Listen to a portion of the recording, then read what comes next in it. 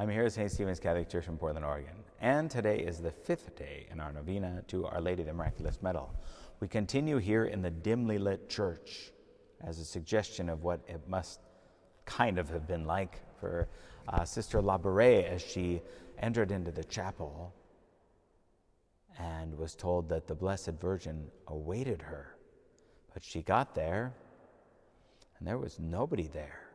Although the candles were all lit as though for a midnight mass. And then the Blessed Virgin appeared, and she appeared descending the steps of the altar. Well, that's very interesting. Let's compare that with how she appeared at Lourdes when she appeared in the grotto, or when she appeared at Fatima, when she rested upon a cloud upon a holm oak tree. But in this case, she appeared as she was descending the steps of the altar. It's very interesting. Now, we can look at the high altar in a church as being the throne of God and the throne upon the cherubim. But we can also think about Mary as being the throne. So, for instance, in the cathedral here in Portland, Oregon, there is a painting above where the high altar originally was, and it is Our Lady sitting, holding the baby Jesus on her lap, and the baby Jesus has his arms spread out in the form of a cross. And the title of Our Lady in that image is the Seat of Wisdom. Our Lord can be said to be wisdom, and she is the seat of wisdom. So wisdom is seated upon her as a throne. And so if we think about the throne of God being the altar and Our Lady descending from the throne, she is the throne, she is the seat of wisdom. Well, that gives it a little more meaning.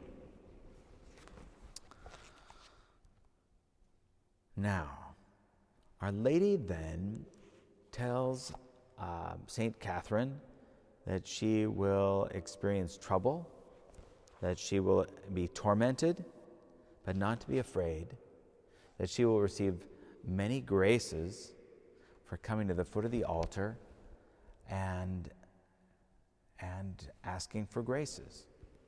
Well, we'll come back to that in a later apparition, but let's continue now with this first apparition. Then the Mother of God turned her attention to the Vincentian Fathers and the Sisters of Charity.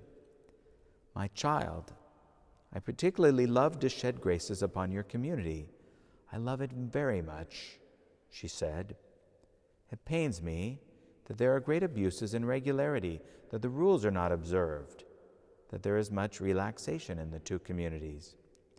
Tell that to him who has charge of you, even though he is not the superior. He will be given charge of the community in a special way. He must do everything he can to restore the rule in vigor. Tell him, for me, to guard against useless reading, loss of time, and visits. When the rule should be fully observed once more," Mary promised, "another community of sisters would ask to join the community of Rue de Bac." The prediction was fulfilled in 1849, when Father Etienne received Mother Elizabeth Seton's Sisters of Emmitsburg, Maryland, into the Paris community. These sisters were the foundation stone of the Sisters of Charity in the United States. Our Lady concluded her instructions concerning the family of St. Vincent with a great promise. "Your community will enjoy a great peace. It will become large." And then Our Lady began to speak of the miseries to come upon France and the whole world. "There will be an abundance of sorrows, and the danger will be great. Yet do not be afraid. Tell them not to be afraid. The protection of God shall be ever present in a special way, and St. Vincent will protect you. I shall be with you myself. Always, I have my eye upon you. I will grant you many graces." The Mother of God said it all over again, emphasizing her words, lest there be any mistake. "The moment will come when the danger will be enormous. It will seem that all is lost. At that moment, I will be with you. Have confidence. You will recognize my coming. You will see the protection of God upon the community, the protection of St. Vincent upon both his communities. Have confidence. Do not be discouraged. I shall be with you. It was a refrain of hope. Have confidence, have confidence.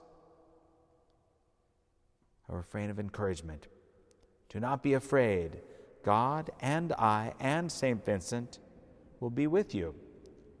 These were words of promise to be clung to in time of calamity, as a child clings to its mother's hand. And then the worst.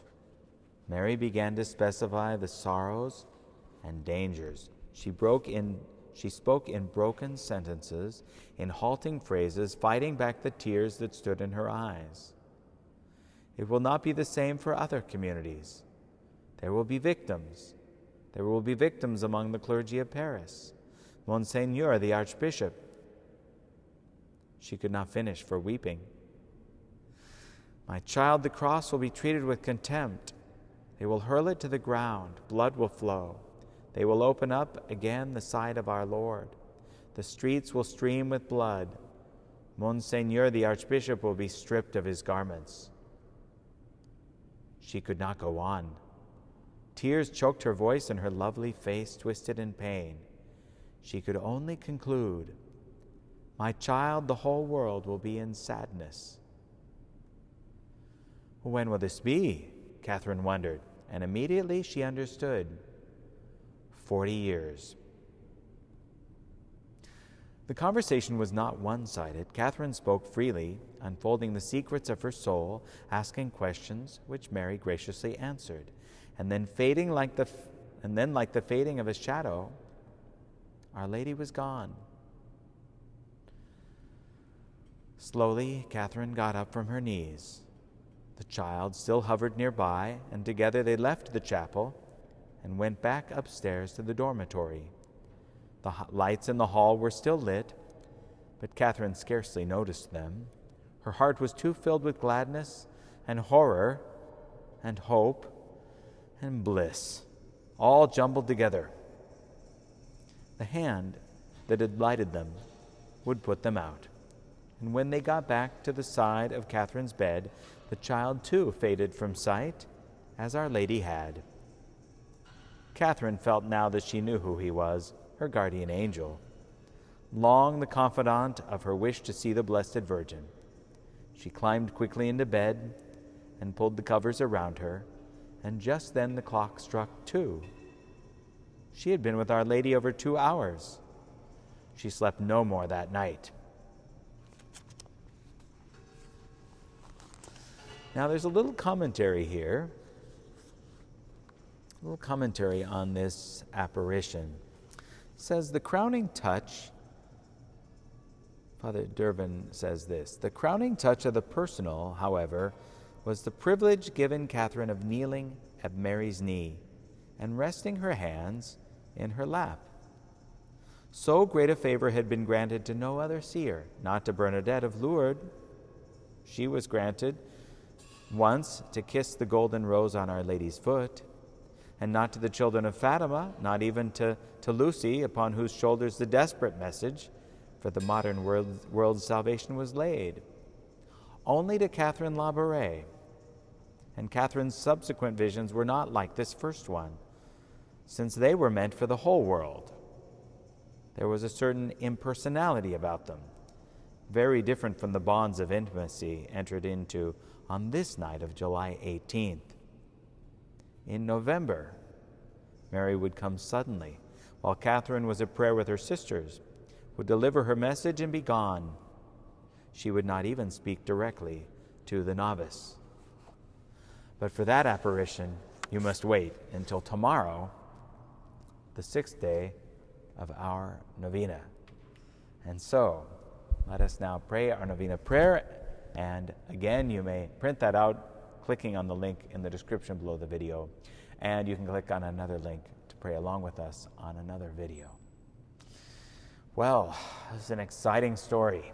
I hope you will tune in tomorrow for the next exciting adventure of St. Catherine Labouré and the Miraculous Medal. And don't miss a day of prayer with us.